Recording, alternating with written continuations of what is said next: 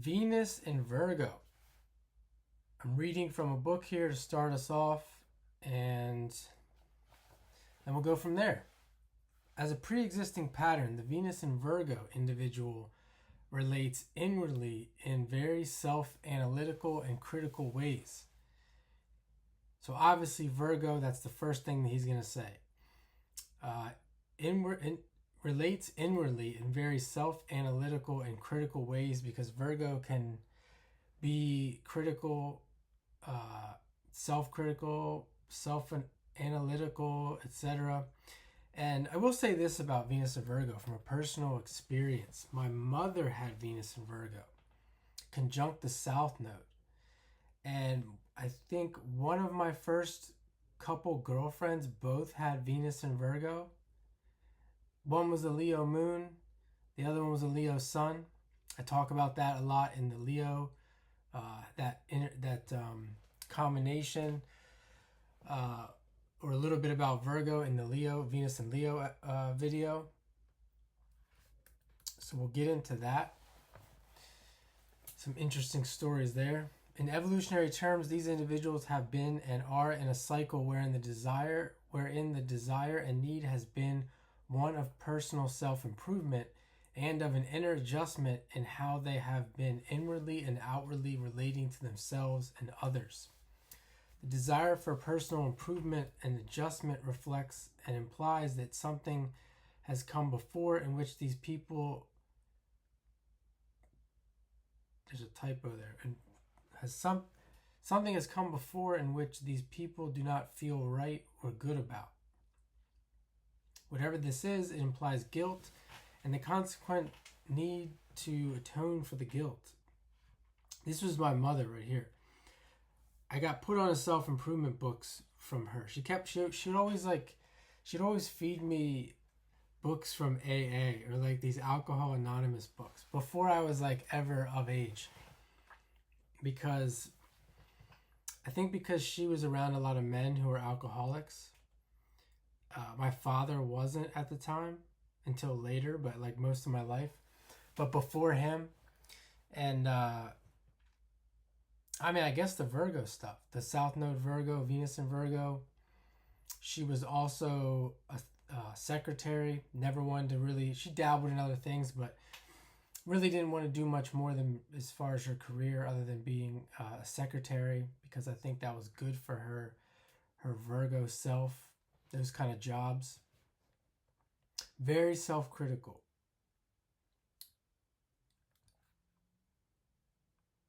Even though, think about that, Venus, very self-critical, and yet Venus South Node, Venus conjunct South Node, very beautiful at the same time. So interesting how that kind of goes together, because if you asked anyone about this person, they wouldn't expect her to be self-critical because in their terms she was so attractive. It doesn't really make sense.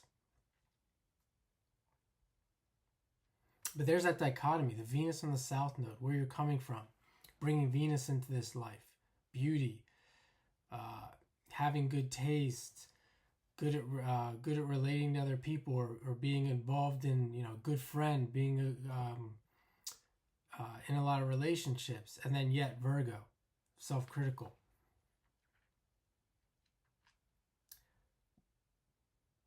Atonement caused by guilt correlates to a standard of judgment that by its very nature reinforces and causes the guilt itself.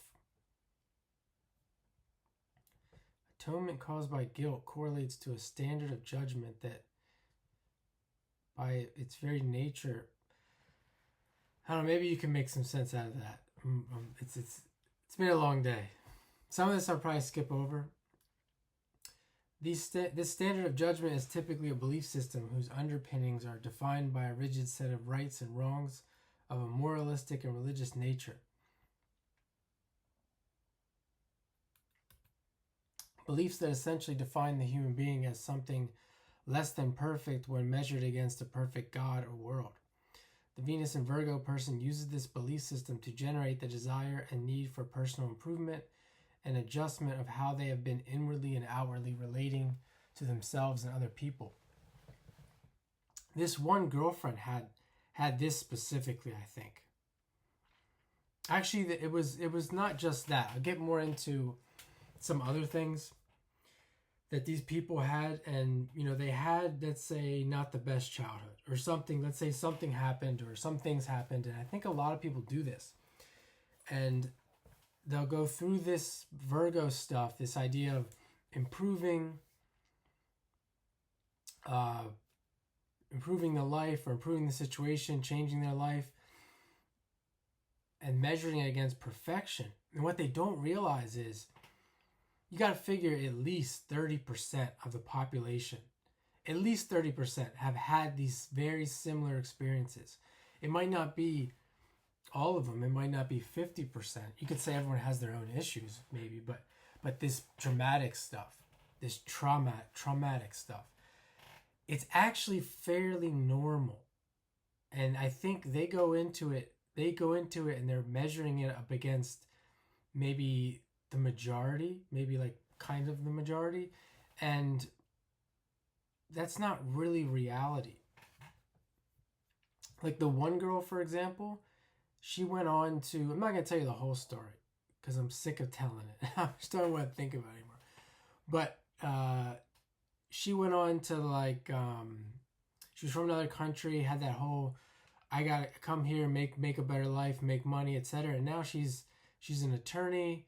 She's married. She's got kids. She's like, last time I talked to her, this was a long time ago, like 15 years ago. She's got like 3 properties. And I wouldn't consider her rich, but from where she came from, like you can see where all the drive for all that. When in reality, her situation in childhood is fairly common. Like it's not uncommon. Venus in Virgo individuals have usually had a series of prior lifetimes in which they have desired to deflate their excessively egocentric orientation to life, and lifetimes in which they have desired to remove all causes of personal delusions of grandeur. See, I don't think in today's world, a lot of times this is not happening. They go through cycles. This is what a lot of people use astrology for. They go through cycles and they look at astrology as luck and bad luck. You're going through a good cycle, it's good luck. Because this can happen. You're going through a bad cycle, it's bad luck. Like for example, bad childhood, and then things get better between, maybe you get married, have a couple kids, and you're living the good life from like 27 to 40 or 45, and then the bad luck comes, it all goes to hell again, and then from 58 to 70, it's good luck again, and then from 70, you see what I mean? A lot of people look at it like that, and they don't see this carryover from different lifetimes, that this may be the case, that Venus and Virgo individuals have, or just not just Venus and Virgo, but Virgo as an archetype, have usually had a series of prior lifetimes in which they have desired to deflate their excessively egocentric orientation to life, and lifetimes in which they have desired to remove all causes of personal delusions of grandeur. And that's where that humility comes in. And that's where the commitment to service to others comes in. And what you see is, I think in most people, they have opportunities to do that. And that's where the good luck and bad luck comes in. Because they have an opportunity to live the simple life, to humble themselves, to get rid of their delusions of grandeur. I mean, think of like the thousands of people, men and women, that live in this dream state, that think that I've done this, that one day this is going to happen and that's going to happen. I might be doing it right now. I don't know. And that continues on and on for the whole life. And they never come to the realization that, like, take the idea of being a millionaire. You know that only so many people are millionaires. What makes you think that you're going to be one of those people? Especially with having nothing tangible to save for it. Like nothing real in reality that's going to happen, that's going to make that happen. It's all in the visions, in the future, and the imagination.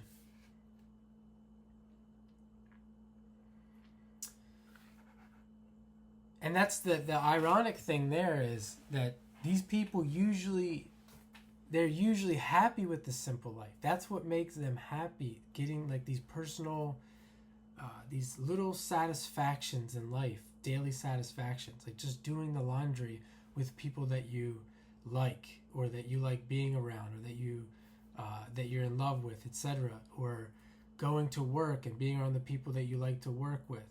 Anything you come up with, these little things that will make Virgo happy.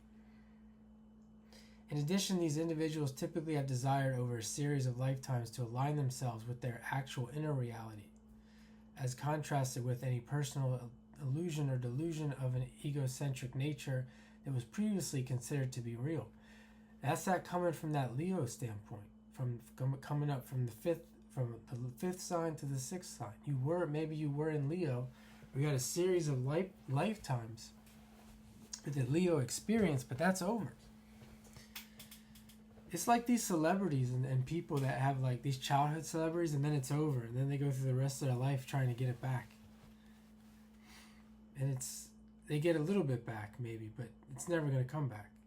Both desires generate an inner reality in which the Venus and Virgo person feels an excruciating inner aloneness, an inner emptiness, and inner feeling of being very small. Whereas the Venus and Leo person feels inwardly to be godlike.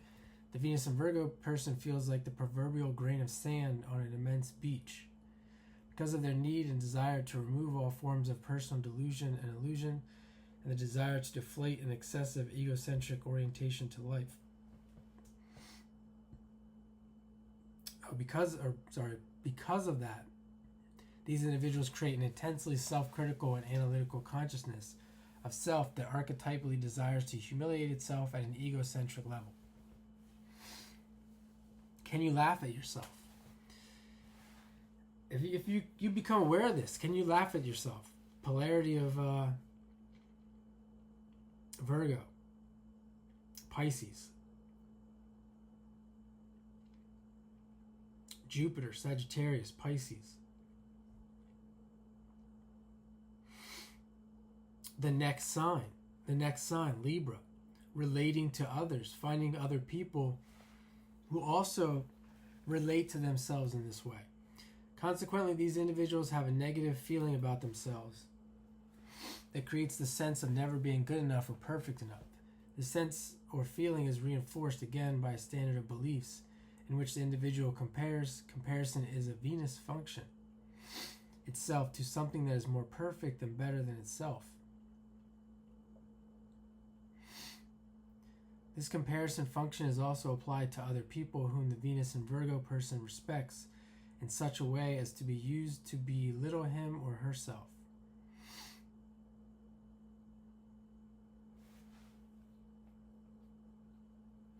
Because of this, the Venus and Virgo person can be very endearing to other people because they reflect and exhibit a very real humility that naturally deflects any excessive personal acclaim. In many cases, these individuals cannot accept or receive any acclaim or positive feedback whatsoever.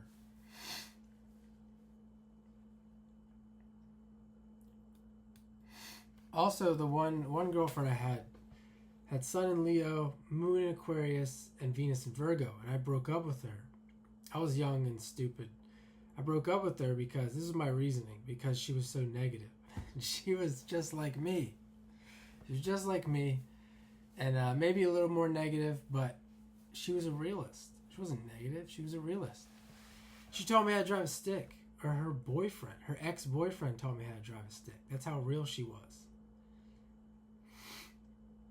That she would do something like that. Because these individuals carry a conscious or unconscious guilt and desire to atone for that guilt, they create a form of personal masochism in which they must crucify themselves in some way. He gets into this guilt stuff, masochism, creates an outer reality of crisis. Crisis leads to analysis. Analysis caused by crisis leads to self-knowledge. The personal crucifixion leading to crisis can manifest in a diversity of ways. The whole Christian deal, it's all there. It's all there in Virgo, because that's what that is. I'm not going to get into that in this video, But this is what Virgo does, creates crisis over and over and over again. And if they don't understand this, it's really hard to be around these people or to be one of these people yourself. And that's why I say the comedy of it all, when you really know this, you have to laugh. Sometimes the self-knowledge, like what is the self-knowledge? It comes back to humility. It's always going to come back to humility. Service to others. Maybe pets, being around pets. But you know what? For some people, I haven't looked at every chart in the world, and neither is this guy, even though he's looked at a lot. You got to figure that there's people out there with Venus and Virgo, that the crisis leads to self-knowledge for personal gain, for some kind of delusional personal gain that they think is going to make them happy. Or maybe it's to make someone else happy, to keep them in their life. Because Virgo, also, this idea of analyzing, you might think of maybe like a guy who's trying to get or maintain women in their life, and they use this Venus and Virgo in order for self-knowledge or for knowledge about the system or some industry to get ahead for that reason, to maintain this lifestyle. So the crisis, there could be crisis that leads to analysis for the purpose of that. I mean, a person can live that much of an outward life that there is no inward. They're constantly avoiding it. That may be permitted to them.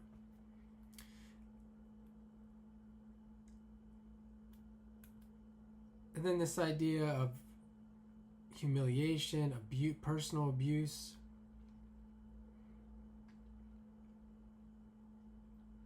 Then we're getting into workaholic syndrome, keeping oneself busy all the time, eating disorders of all kinds, that none of this is talked about in the eating disorder world. It's all psychology. There's no accepting of this and understanding that it's not going to go away. It's not going to go away. Just deal with it. I was in the eating disorder groups, and man, there's all kinds. Everyone's got their own personal issues, but a lot of them, they're still in the eating. They're in the eating disorder phase where they're not facing the fact that they need to gain weight. That's all they need to do. There's so many Virgo people out there that all they need to do is gain weight. I went through this. I don't know if I talked about it much on the channel because I had anorexia. Like, I really did myself in. And it wasn't the eating disorder, it was more the perfection stuff. And I kind of lost my mind. And some other things. Being broke and living like this total Pisces life that was completely inappropriate. Wasn't realistic. And there's a lot of people that, including myself back then, that have what you could call fear of fat. They're delusional when it comes around the real aspects of fat and what's fat and what's not, and what's maybe, they're just all kinds of twisted stuff.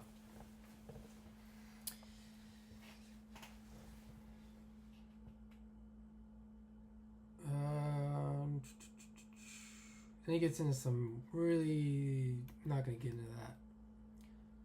Inner doubt. Venus and Virgo people are plagued by a deep sense of inner doubt, which is caused not only by the desire to deflate their egos, but also by the excessive inner analysis that creates a diversity of competing thoughts and perspectives.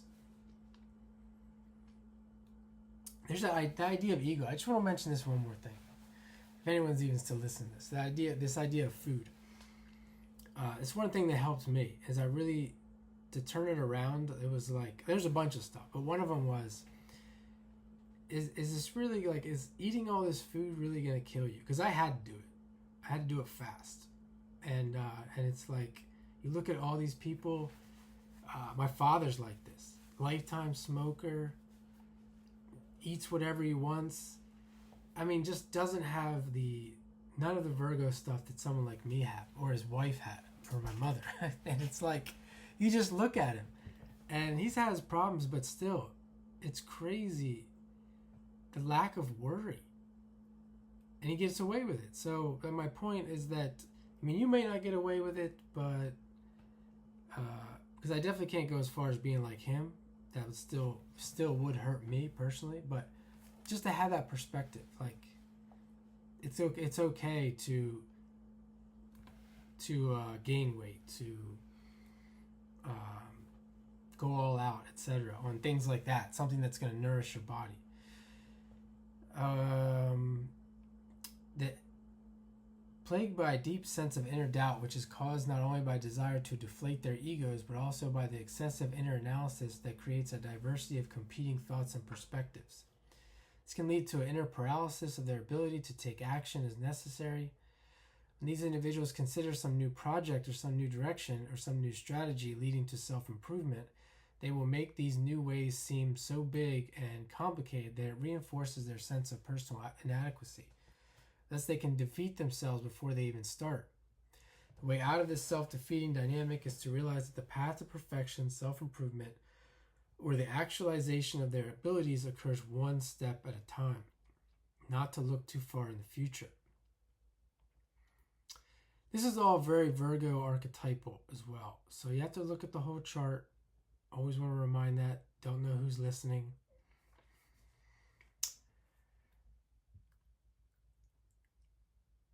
By the way, you can find out your life path. Check out my other videos on life path, and we can do a reading if you're interested in that. It won't tell you exactly how your life's going to go, but it will give you a good guide so that you can make better decisions. In their relatedness to other people, the Venus and Virgo person is quite self-effacing, humble, and ever ready to help another. They're natural givers. This is them in their positive expression for sure.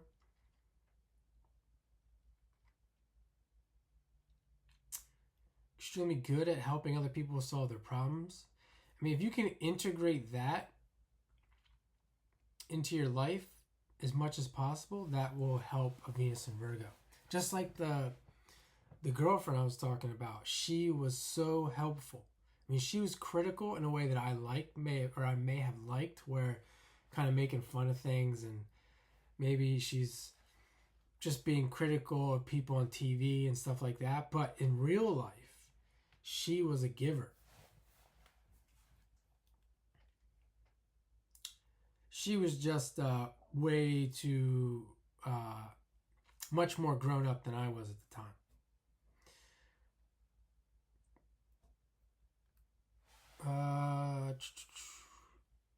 The advice they generate is practical, sound, but unfortunately they're not so good at taking or applying the advice they give to others towards themselves.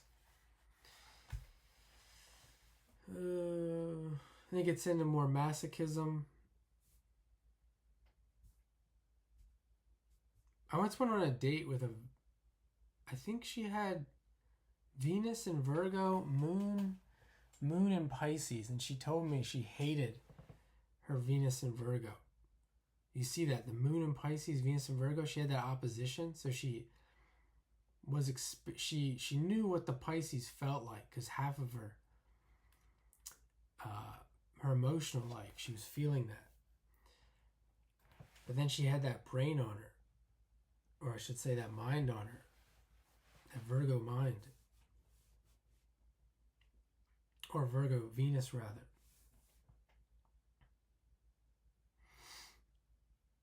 These types of partners, I think it's into Venus and Virgo person attracts others in intimate relationships who are very self-oriented and who expect to be served and helped in a very unequal way. These types of partners typically deny the nature of their own emotional reality and project those realities on the Venus and Virgo person. Of course, these projections are usually very critical and negatively judgmental and play right into the Venus and Virgo's inner dynamic of self-doubt, guilt, and atonement.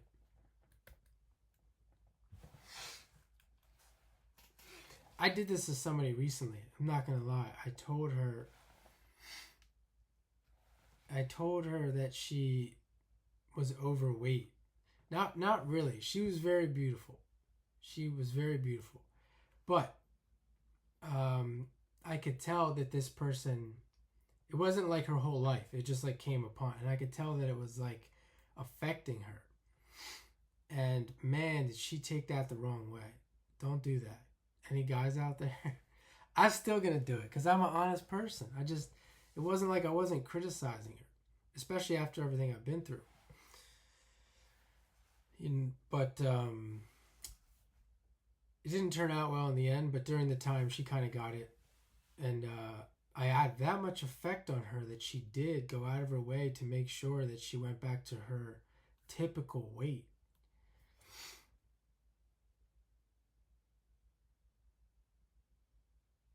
I don't know if that's good or not. But, I mean, like I said, I was fine with her the way she was.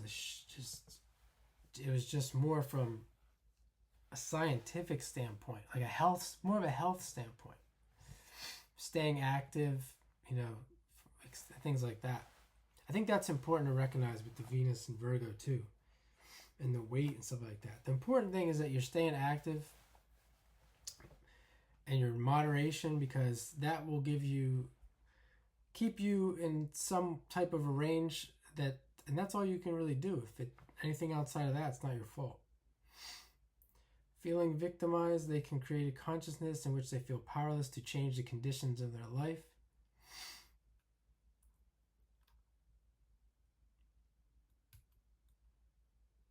This is where they can get stoic or accept suffering.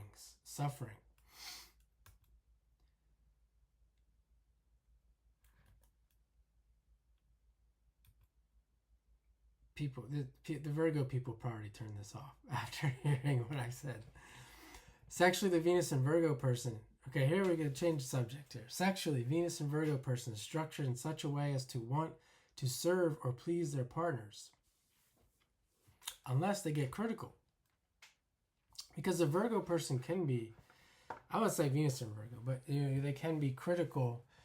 That really doesn't matter, because I think everyone has a certain person or persons that they like. But saying here, this is another form of personal sacrifice in which they experience vicarious sexual fulfillment through the sexual satisfaction of their partners. The Virgo person can embody the archetype of the slave and master dynamic. I knew someone that actually wanted this to occur as like an act. They wanted this is a Virgo archetype. S&M, they wanted this to happen. They were dabbling anyway.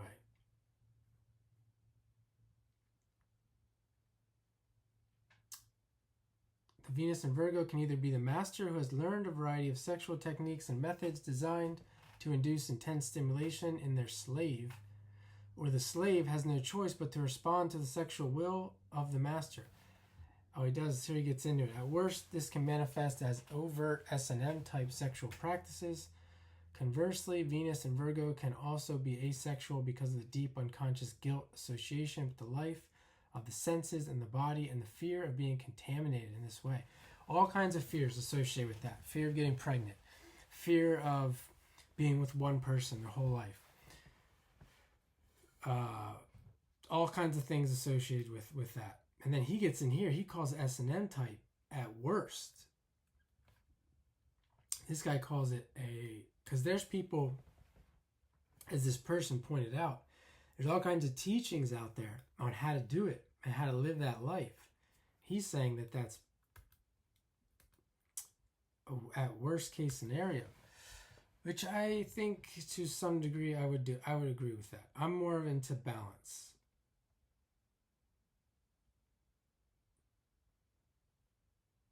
As with Gemini, there's a strong mental orientation to the sexual act that produces an ongoing analysis of what is occurring when it is occurring that leads to self-knowledge. Venus in Gemini, Venus in Virgo, Mars in Virgo, Mars in Gemini. Any of those, this will occur. This mental, maybe even to a certain degree, Aquarius.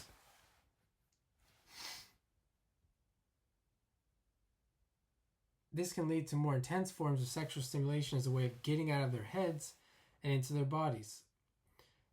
Venus in Virgo embodies the extremes, sexually speaking, from being asexual to absolute sexual immersion that has no limits whatsoever. This person would actually say back and forth, I'm celibate. I've heard this before. I'm celibate. Out of nowhere. For the evolution to proceed, the Venus and Virgo person must embrace their polarity Pisces, start understanding that the cause of the deep inner aloneness that they feel reflects an unresolved spiritual need. This individual must align inwardly with a spiritual system that promotes a direct inner connection to God. Once this inner connection is made and practiced daily, the inner pit of aloneness will dissolve. I have done this with astrology. I have done this with Catholicism. I have done this with, spiritually speaking, I've done this with Catholicism. I've done this with meditation. I've done this with astrology. I have done this with yoga. I'm not saying I do it consistently, but I've came to that realization with all of these spiritual things. If you're Catholic, very good to go to Mass every day. 6 a.m. Takes 15-30 minutes.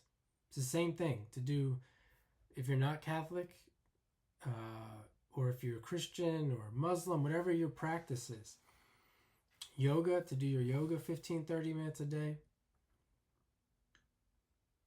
And even astrology can be. But yeah, just making that realization. I think it was when I discovered astrology that I made the realization that because I find myself spending a lot of alone time. Like right now, it's 6:47 p.m. No one's calling me. Nobody's calling me. And I'm not calling anybody else. I made enough phone calls. I'm sick of it. People got to call me now. And they won't. So it's 6:47 p.m. on a Tuesday. And get off of work. Get off from your 9 to 5. And there's no one around. Nothing to do. And that's the thing to do. That's the savior. The spiritual practice. That's what I realized. And it's not going to the bar. I used to do that. It's not going to the bar. It's not. I used to live in the city by myself, going to restaurants. Anything I come up with. None of it worked. None of it worked. It just made things worse.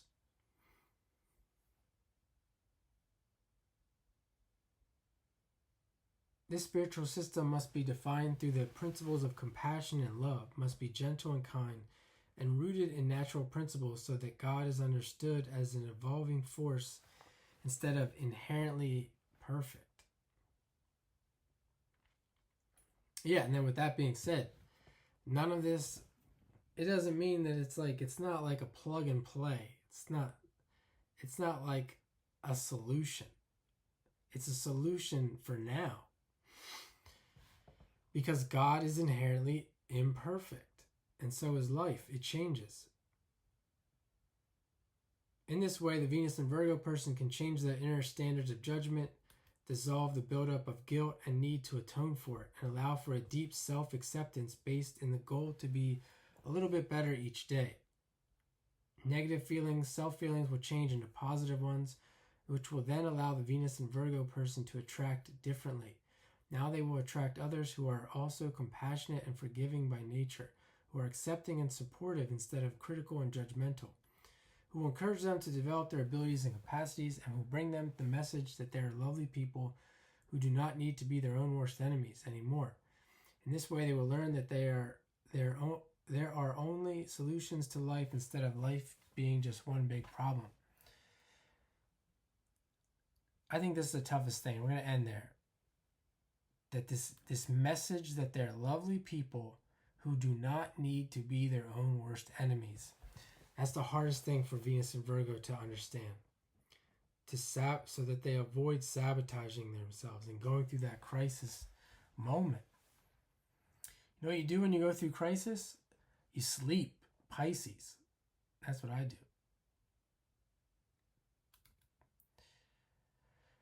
And that is it that's a long one for Venus and Virgo. Thanks for watching and have a good night.